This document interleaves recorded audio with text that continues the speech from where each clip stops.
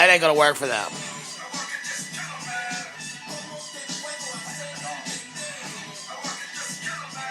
Seeing here that Evan Longoria is drawing interest from the Yankees, the Giants, the Cards, and the Metropolitans. He has steadily declined in the last couple years.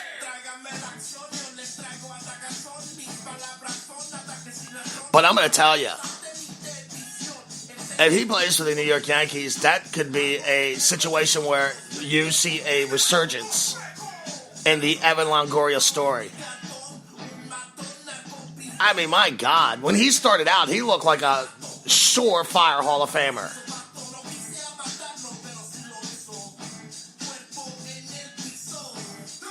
I guess, age and injury and, playing in Tampa. I mean, it's got to be tough. You get him in Yankee Stadium, you get him in the middle of a pennant race, and that kid could probably go off. I think the Mets has very well detailed their problems at third base, right? I mean, David Wright's done. We all agree? David Wright's done, right?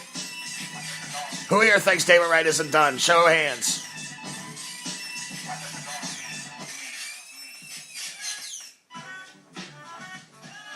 The Giants are being aggressive. They're asking about everybody. And I told you at the beginning of the winter meetings that I expected the Giants, the Yankees, the Red Sox, and the Cardinals to be among the most aggressive teams. And I'm kind of surprised that Dave Jarboski and the Red Sox have not been that aggressive. But the Giants have been, and the Cards have been. The Cards have been doing their due diligence. It looks like they're trying to move on from the Manny Machado deal. And now their eyes are focused on Toronto Blue Jays' Josh Donaldson. Now, I don't know if Toronto wants to really trade Josh Donaldson. I think Toronto is actually in the mix for an AL at least wild card, if not a chance to win the East. I'm sorry, Yankee fans. I don't want to insult your intelligence because I know you think that you're just going to run away with it. But I don't think so.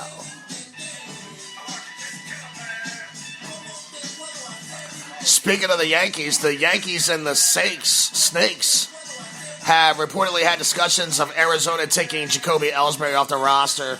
Jacoby is owed $63.3 million more through 2020. Who signed this fucking contract? Who wrote this shit up? What were you thinking?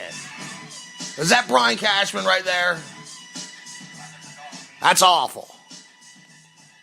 My God.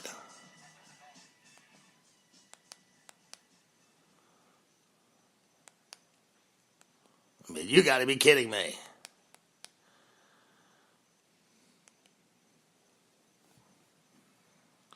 It's funny, too, because if you talk to any Yankees fan about a possible trade, they will always try to pawn off on you Jacoby Ellsbury and Brett fucking Gardner. Like, who the hell would want those players? One man's garbage is another man's garbage, too. Get it out of here. You're listening to the Jake Robinson Sports Experience. This is your boy, Jake the Snake Robinson.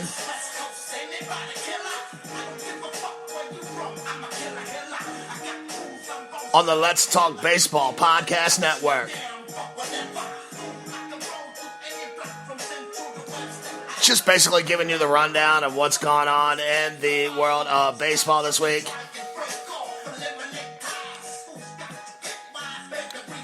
The Anaheim Angels, I'm kind of impressed with what they've done. I'm going to be honest with you. I think they have closed the gap, but I don't think they've closed the gap on Houston necessarily. I think that they've closed the gap on a wild card appearance. I still think Houston is the class of the American League West. I think the Halos have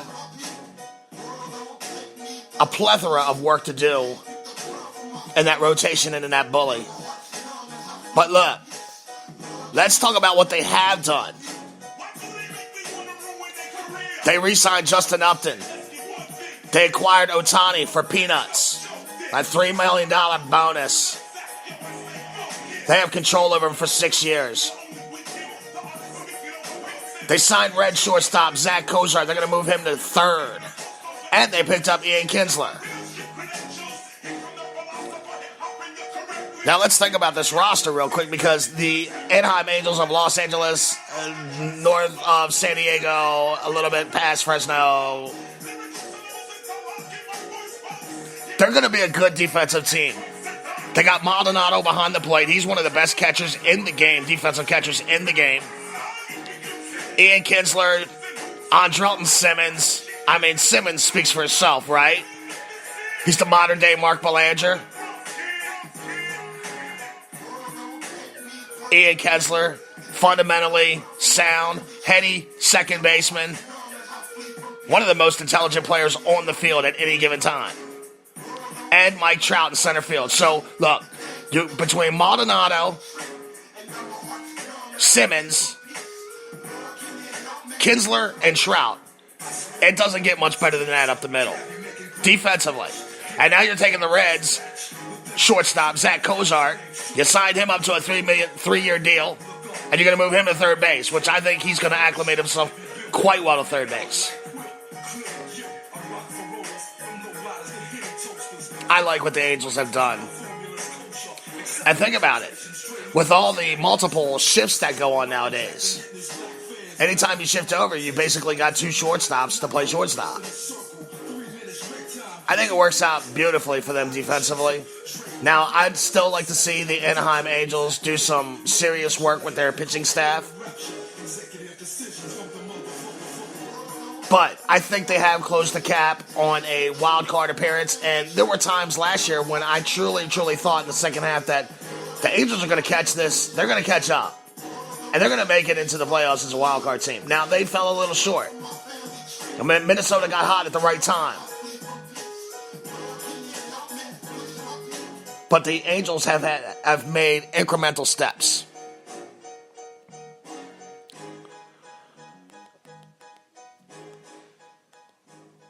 It will be interesting, to say the least, about how this is all going to go down. Like I said, I still think the Astros are better. But I truly believe the Halos have closed that gap in the wild card.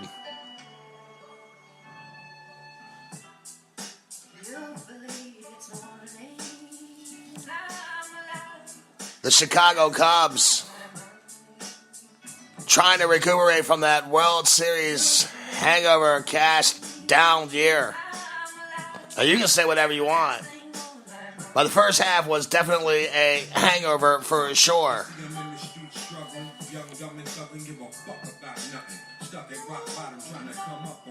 I mean, what was their record first half? It was awful. I had it written down here somewhere. Oh, yeah, here it is. 43-45 going into the All-Star break. Now, look, second half they were 49-25. They were one of the best teams in baseball. They came up short in the playoffs. But the first half of the year, the Cubs were just going through the motions. Schwarber got sent down. Miguel Montero got cut for being honest. I mean, remember all this?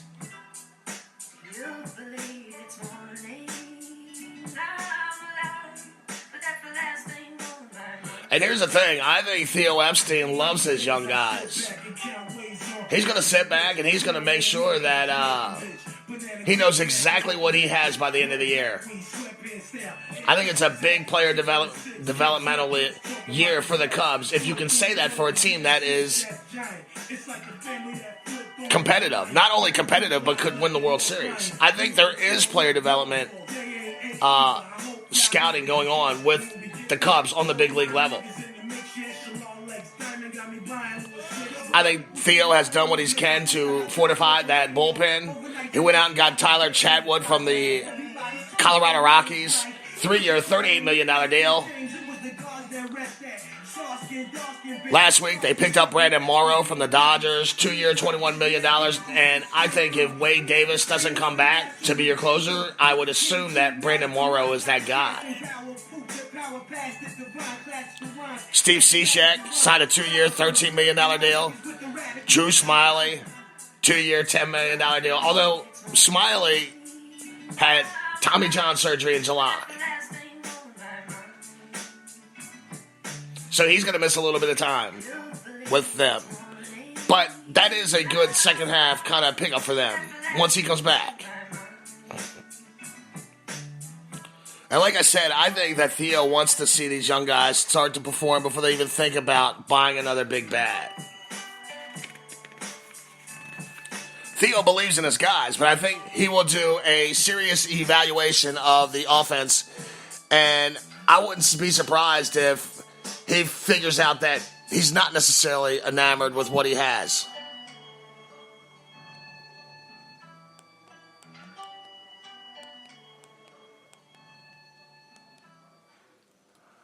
And I could see him in a situation where he goes out and, after taking a look at what he has and evaluating what he has, maybe you see him at the trade deadline go out and try to grab a stick. You know, here's a thought.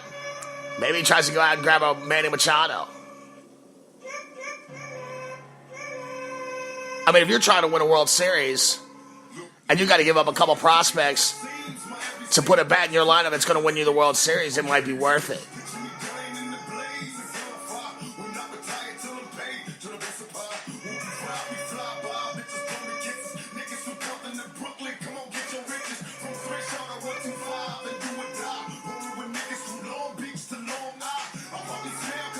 Like I said, Arrieta's on the market. He's testing the waters. Wade Davis, he's out there swimming in deep water still. As I go to the air, the Cubs have reportedly had a sit-down and a meet and greet with Yu Darvish. And look, let's be honest, the Cubs. Addison Russell, he took a step back last year. I thought Chris Bryant had a good year, but he came back to earth a little bit last year. And Schwarber, we all know what happened to Schwarber, right?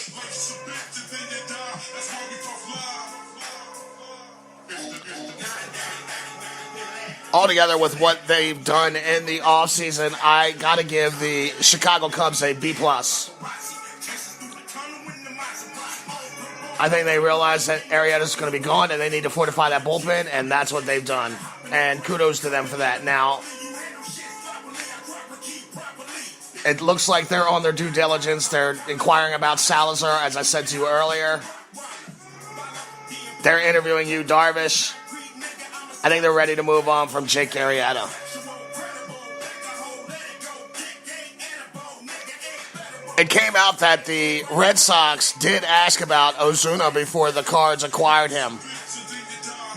But apparently they didn't have the pitching prospects that Miami wanted. As I said, with the signing of Mitch Moreland, it almost pretty much guarantees that the Boston Red Sox will not be going out to Eric Hosmer.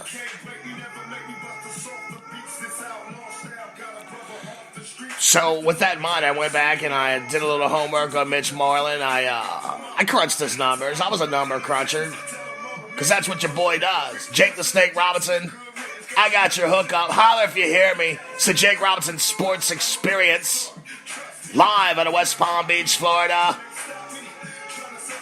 You gotta love the way Jake the Snake is taking it down.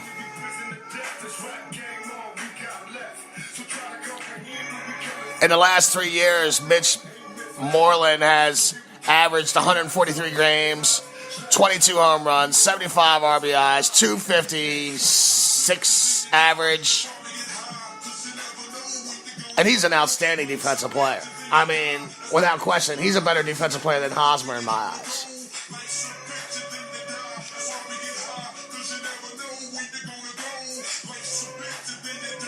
And the Sox They're north of the salary tax luxury tax threshold. We don't say salary cap because people are convinced we don't have a salary cap. We have a salary cap, but people are convinced that there's no salary cap in baseball. The Sox are north of that. Their payroll sits at $207 million, and it remains to be